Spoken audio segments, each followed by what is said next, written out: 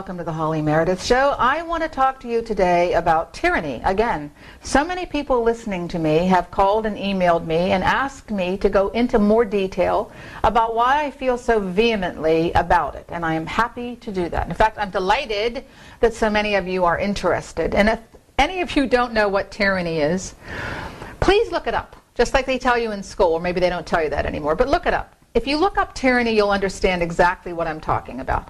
Because we live right now in a society where we have a president and a Congress and a Supreme Court that do as they damn well please. They do not obey your Constitution in any way, shape, or form.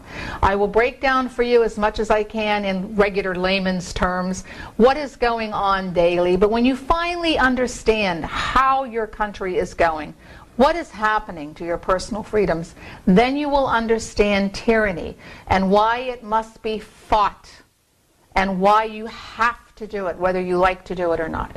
And I also want to tell you this, which you may not know.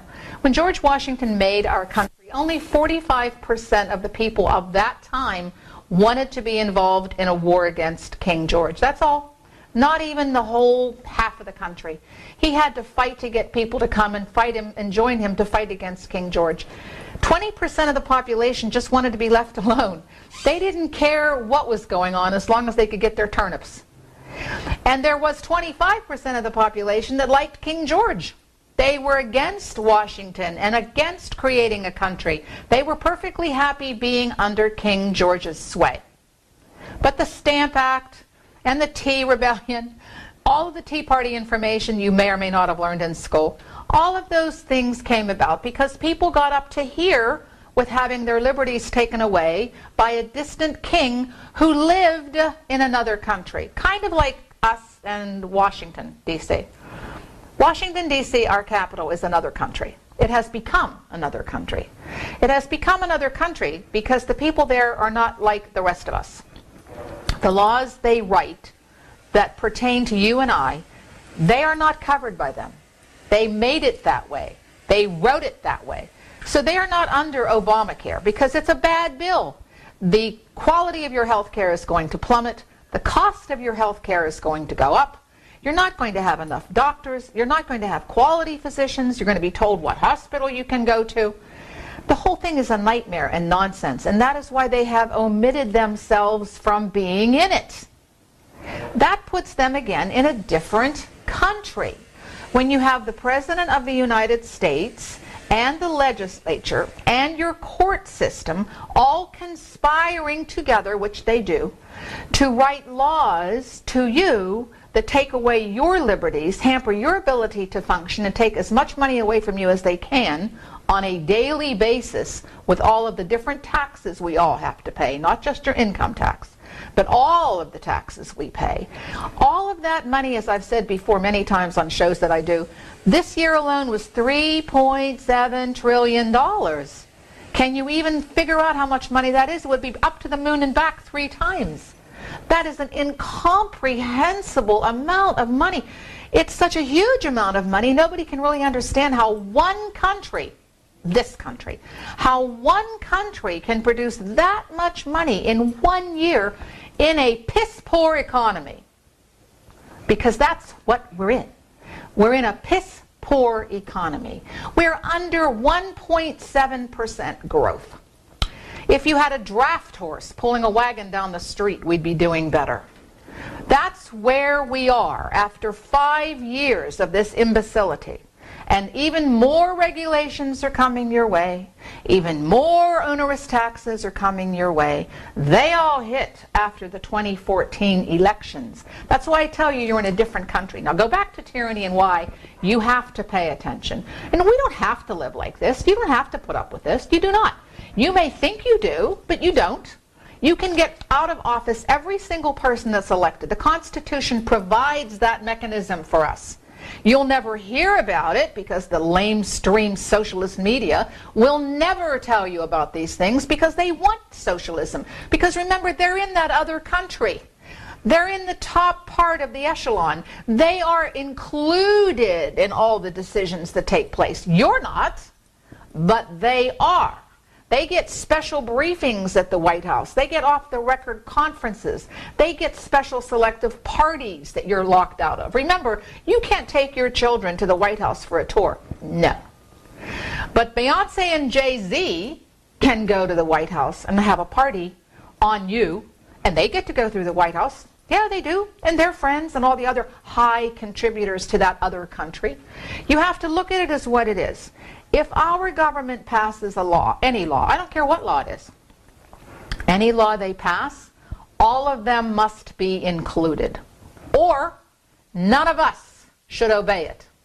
If you have a government that does not follow our laws, which we have every single day, if they don't follow our laws, then we shouldn't be following them either. Keep that in mind. You don't owe a country that doesn't have allegiance to you, you don't owe that government any allegiance back. No, you don't. And in our Constitution, that incredible document, it clearly tells you the mechanism for removing from office anybody whom you don't want there. In fact, Thomas Jefferson exhorts you to do that. He says, if you find yourself, as American citizens, living under a government that is turning into tyranny, that is taking away your liberties, that is causing your daily life not to be the kind of life you want, it is your duty to remove them. And the mechanism for removing them out of their office is in the Constitution. It's there. You can have anybody elected in our state government removed. You can recall them, you can impeach them, you can have a referendum. There are many, many different mechanisms, none of which you'll see. And oh, by the way, if you didn't know this, our wonderful government has attorneys. Everybody in power has attorneys that you pay for. You and I pay for them. Attorneys to protect them from any of these things that could get them out of office. So you may not like them, but your tax dollars are paying for the attorneys to protect them from being removed. Your tax dollars don't provide you with an attorney if somebody in the government doesn't like what you're doing. You have to pay for your own attorney, and you're also paying for theirs. Remember, they write the laws. And it's only been in the last 50 years, thank you, Lyndon Baines Johnson, may you rot in freaking hell. It's only been in the last 50 years that all of these laws that they passed, they are not under. Do you want to live in a country where their country is above you and then the rest of us are down here? That is called a monarchy. And that is kind of what you're living under now, on our way to being in a communist monarchy country. And if that sounds like you can't do that, of course you can. Stalin was a king, Hitler was a king. You call them a dictator, but it's the same thing. They had full, complete, total power over the people in their country. They did terrible things. And the rest of the country was so afraid of them that they put up with it. They didn't do anything. A lot like now. When you say to yourself, why is this being allowed to happen? It's because people are afraid. So they don't speak back. They're afraid to have their right of free speech because they pay for it. They'll be picketed. The front of their building will be picketed. Or somebody will call them up and say, you can't say that on air. We'll take you off the show. Or their sponsors will get picketed and pulled. That's not freedom of speech. That's extortion and blackmail. And that is kind of where we are at the moment. So going back to what I was telling you before, we need to revisit everything that Jonathan Mayhew had to say. I brought him up in my last show, and you should look him up. Google Jonathan Mayhew, 1720. When he said, you must bitterly, and I underline bitterly, you must bitterly protest any infringement on your liberties. And we need to revisit them today, because we have a presidency, our Obama presidency, that continues on a daily basis its legacy of lawlessness. I know that sounds harsh to all of you out there, and some of you may love the man, I don't know why, but some of you may love him. Our current president disobeys our Constitution daily. We have laws on the books that this country wrote for its representatives to obey regarding our border daily. Last year, he did one of his executive orders that allows dreamers, that's what they're called, that allows dreamers to stay in the country, even though they're not supposed to be here, they should be deported, because he couldn't get the DREAM Act through Congress. Remember, Congress is you. Congress was created to represent the people against the president, and then after the president and Congress go through all their machinations and you can't come to any kind of an agreement, then it was supposed to go to the Supreme Court for a final adjudication of the law before it became law. We don't do any of that anymore. None of it. but that's the way your laws are written. That's what we should be doing. So on a daily basis, you want to come to this country? They even tell you in Mexico. They even have it in the embassies in Mexico. Here's how you get food stamps. This is what you do when you get to our country. And when you come to the border, what you have to say, we are spending taxpayer money right now to do this in Mexico. Your money. When you come to the border, all you have to say to the border agents is that you have a creditable fear of retribution from the drug cartels. Our own government is telling Mexican illegals how to get across our border. Yes, they are. They're telling them how to get the food stamps that we are supposed to be providing for our citizens who fall upon hard times. They're telling them exactly where to go, how to do it, who to see, how much you're entitled to, what you have to say to get it. Yes, they are. That is directly breaking our laws, because our laws say if you enter our country illegally, for any reason, if you enter our country illegally and cannot prove that you have a right to remain here, prove, not say, prove that you have a right to remain here because you have some kind of status in which you're afraid for your lives. If you can't prove it, you are to be, this is written law, you are to be deported. Not maybe, not an ACLU hearing, not we're going to turn you loose and hope that you show up for the hearing. We're going to have you 2 or 3 or 4 months from now, which they never show up for. Of course they don't show up for them. And by the way, all these people that are coming to our border right now, we're putting them up in hotels that you pay for. This is all true. I didn't make it up. You can Google it. You can Google, it's called lawlessness on our southern border. The ICE agents, the border agents, they're not allowed to do anything. They are not allowed. They're not allowed to enforce our law. That's because Janet Napolitano at Homeland Security has told them they cannot enforce our law. That's because Janet Brewer, the governor of Arizona, was sued by your attorney general to not enforce your law. Are you following this? Again, it's completely backwards in every way. There are laws that people in our country and past Congresses have written to address these issues. Flouted every single day. Another one. Here's another one. Egypt. Egypt had a military coup caused by us. We caused it. We had Hosni Mubarak in place for many, many years. Yes, he was a strong man in Egypt. Yes, he was. But he was our strong man. He liked our country. He backed Israel. He did the right thing as far as the stupid Muslim Brotherhood is concerned. He banned them. So we decided, since he was in his 80s and his people were a little restive under him, probably all started by the Muslim Brotherhood, that we would help get him out of power. And we did. And we did. This country gave arms and money and military advisors to the people who wanted to overthrow Mubarak. So we got him out of power. And then you had a lot of rioting and carrying on and dead people and stuff. And then they had their first democratic election in the history of Egypt, and they elected Mohammed Morsi, who is a Muslim Brotherhood leader. But he was democratically elected by the people of the country. However, when he got elected, he had told the people of Egypt that he was not going to instill Sharia law. Sharia law is a militant Islamic law in which women have absolutely no rights of any kind.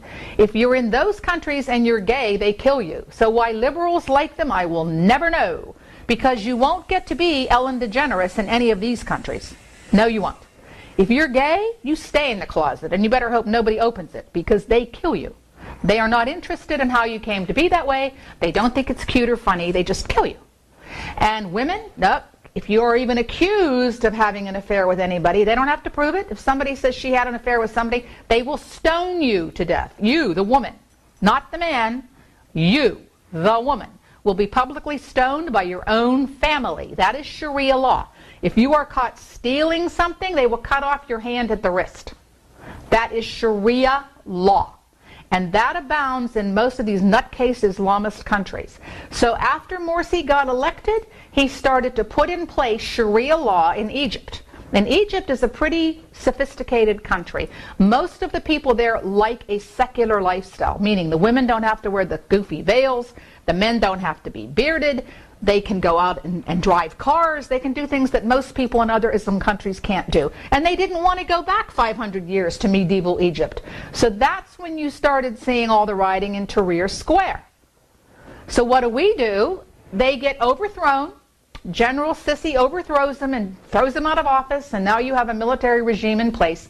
A military coup took place, and our law, written, says if a military coup takes place in a country where a democratic government has been elected, and we are giving them any foreign aid of any kind, think more than $1 billion we give them every year, we are giving them any foreign aid of any kind, that aid must be stopped. That's our law. Now, you would think the president of the country would understand what it means, and I guarantee you he does. But has he stopped it? No. This is what he did. He changed the semantics. He refuses to call it a military coup, just like he refuses to call Benghazi a terrorist attack, just like he refuses to call Nidal Hasan and Fort Hood a terrorist attack, all for the same purpose. He doesn't want to call them a terrorist attack. He likes the Muslims. So, I'm getting ready to go to my first break. I always get off my subject because there are so many things to talk about. But I want to be clear when I say this to you. We should have stopped the aid to Egypt immediately. It is one of our laws that our people wrote. This president flouts the law by calling it an uprising and still is sending the money, and by the way, arming both sides. I'm getting ready to go to my break. Please come back after, and I want to give you even more information about the tyranny that is running rampant in our country. Hello, good morning. I'm Ray Flo. This is my stories, Lake Worth Stories. We've been here, I guess, about 8 years. It's been great. Love Florida, love the storage business. I was meant for this business. Come with me, we'll go inside.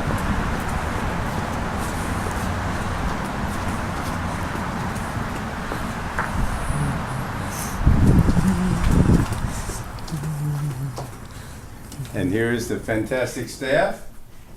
Mr. Josh runs it. Hello, Josh. Hello. And the quiet one. Look here, Marge. Look this way. Look this way. There you go. All right. So, well, there is a lot to run in storage. There is no silver bullet to make it successful. We've been very successful. So, you got to have a few things, you know. You got to have, of course, the price has got to be right. You got to have a nice staff, congenial people. We have that. Place has to be clean. We have that. And we have to treat people with dignity and very nicely, and we do that. So we've got, you know, the price, the staff. We've been here a long time. We got a good record. Above all, though, it really should be secure. And we have very little problems with that here. We're very secure. We've got 14 cameras there and some more here. So yeah, we're set for the public. We're set up. Excellent.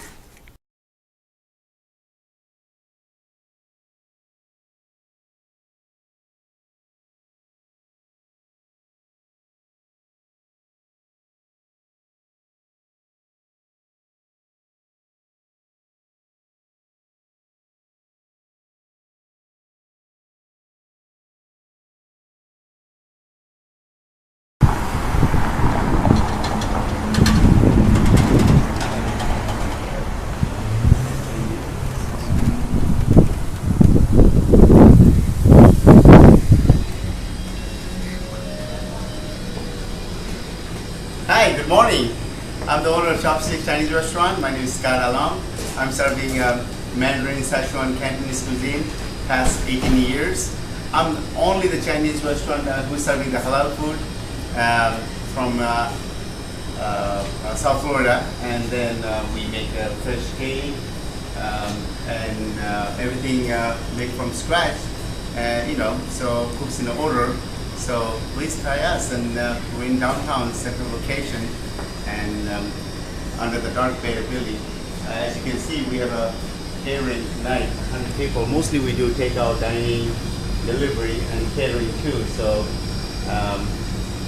we have price ranges start from $6 to in between $12 to $13. Try us. Thank you.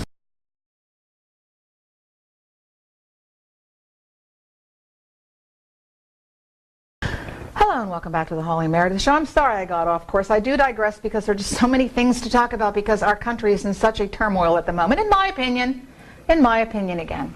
And I'm not right about everything. No, I'm not. But I'm fairly well educated and I do pay close attention to everything. And I do remember a country where you didn't have to wear your seatbelt and you didn't have to wear a helmet and you didn't have to go to a particular school and you were allowed to say whatever you wanted. And all of this crazy stuff with this political correctness has to stop. It's an erosion of your freedoms on a daily basis being taken away from you by that other country that doesn't have to obey any of these rules. They smoke in the Capitol building. They do what they damn well please. You're the ones who have to do what they want you to do, not them.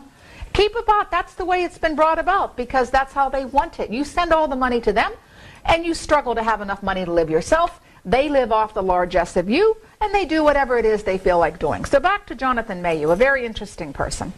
He was writing a lot of very, what would be called seditious documents today. Only because he was saying, I don't like what's going on. Today his documents would be called seditious. Another good word for you. First published in Boston in 1750, remember he was born in Martha's Vineyard, a discourse concerning the unlimited submission and non-resistance. Unlimited submission and non-resistance to the high powers. It was a sermon delivered on the 100th anniversary of the execution of Charles I. This is important. Charles I did get his head cut off. It was so powerful that it was published in London in 1752. And then again in 1767. In fact, this sermon was the first volley of the American Revolution, setting forth the intellectual and scriptural justification for rebellion against the crown. Scriptural, I want to say that again, scriptural. Although many people in power at the moment want you to pretend that there is no God, there never was a God, we just came about because there was some big bang that happened in the universe, and they want you to be an atheist and listen to what they have to say. There is no God postings are in schools around the country. You're not allowed to wear crosses on certain canvases, but you're allowed to bow to Mecca every day. In my opinion, once and for all, this matter has to be settled. The country was founded, our country, your country, my country, and now the other country, that would be your government, wants to take that off your money. Yes, they do. They want to take off your money in God we trust. They want to take out of everything any reference whatsoever to your Creator, and they do it every chance they can. If you listen to a lot of the meetings they have and the different things you see on television, you will see the things you used to hear all the time. Although they open Congress every day with a prayer.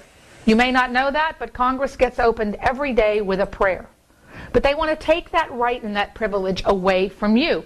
Because if you believe in a God, then you're not going to believe in your government.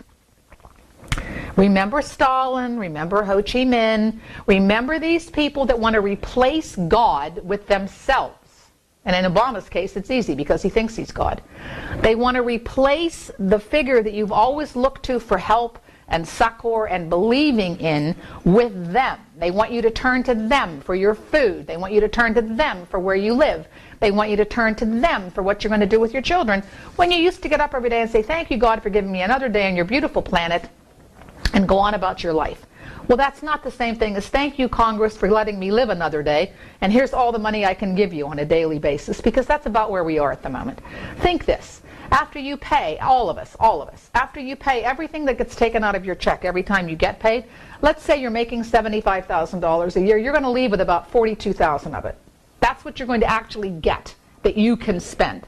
Now, why the hell should you be giving up all that money to these faceless people who will spend it the way they want to spend it while you pay them to spend it? Something is extremely wrong with that. So back to Jonathan Mayhew and his incredible document about why it is incumbent upon you. It is your duty to fight, not just to submit and say, oh, what can I do? What can I do? You can do a hell of a lot, but you have to do it. Even if it's just talking to other people, even if it's saying, I'm not going along with this routine, I don't like anything about it, you have to do it. The more people who do it, the more strength you have. This is why all minorities joined together in the 60s. The Jewish people, the Hispanic people, and the Negro people all joined together in the 60s to form a coalition so that they would have strength in numbers. Because the Jewish population has never been more than 2% of our population, ever. In the 60s, the Hispanic population was about 9%, and the Negro population was about 12%. So individually, they had no clout. They couldn't get anything accomplished. But when they all joined together, then they had almost 25% of the population. Now they had numbers. Now they had clout. This is Holly Meredith. I'm getting ready to go to my second break. When you come back, if I'm not hoarse, I'm going to give you some more information about what is required for you to maintain your freedoms in our wonderful America the Beautiful.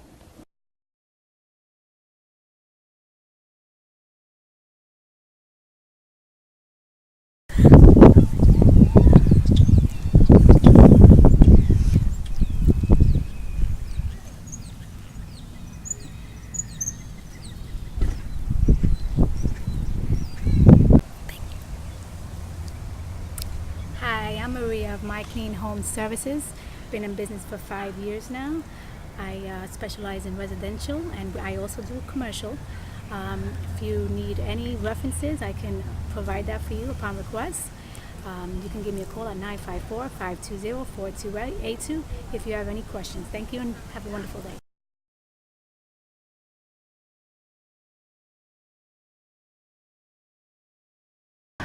Hello and welcome back to the Holly Meredith Show. I'm going to get involved a little bit in things that are very important for you to know. And as I tell you all the time, I tell you truths. I don't misdirect you or tell you miscommunications. You can verify and check everything I say. You can Google it for yourself if you believe in Google, but better yet, go to the library and read a book that nobody can change the content of. Two other important developments in pre-revolutionary societies, which I feel we're in. Members of the ruling class lost the self-confidence, leading to the class's increasing ineptitude, and the intelligentsia were alienated from the regime. This is what's going on in our country at the moment. A Rasmussen poll, and the Rasmussen polls are the most respected polls in our country. They do the most intelligent polling and they are the least political, at least at the moment. A Rasmussen poll on October 28, 2012 found that 60% of our countrymen do not believe the federal government and do not believe that the federal government has the consent of the governed. Only 25% do, and 15% are not sure. This is a frightening statistic. It means that your people, your country, your populace don't trust your government, and it's getting worse and worse and worse. That's an erosion of your faith and trust in the people that run your lives. A very, very scary proposition. Another poll done in June 2013, just 2 months ago, only 35% of likely voters have a favorable opinion of the federal government, and 60% view Washington, D.C. as a very bad place indeed. Are you listening to those figures? Only 30% basis from how their lives are going. Even worse, another Rasmussen poll just in early June 2013 shows that 56% of your likely voters view the federal government as a threat to individual rights. Did you hear that statistic?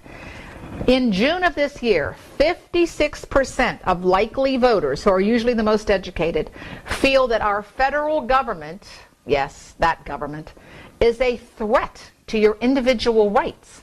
This is exactly the stew that George Washington and Jonathan Mayhew entered into.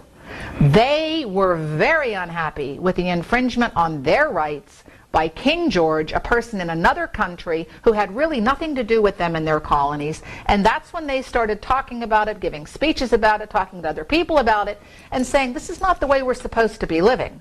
We don't want a Stamp Act. We don't want to have to throw our tea in the harbor at Boston. We want to be able to run our own lives like we used to be able to run them before the federal government became a government that does not pay attention to our Constitution at all, has a Supreme Court that rewrites laws to pretend to make them constitutional, think the Affordable Care Act, otherwise known as Obamacare, doesn't stop sending money to our enemies. Remember this, we are still sending foreign aid to Libya.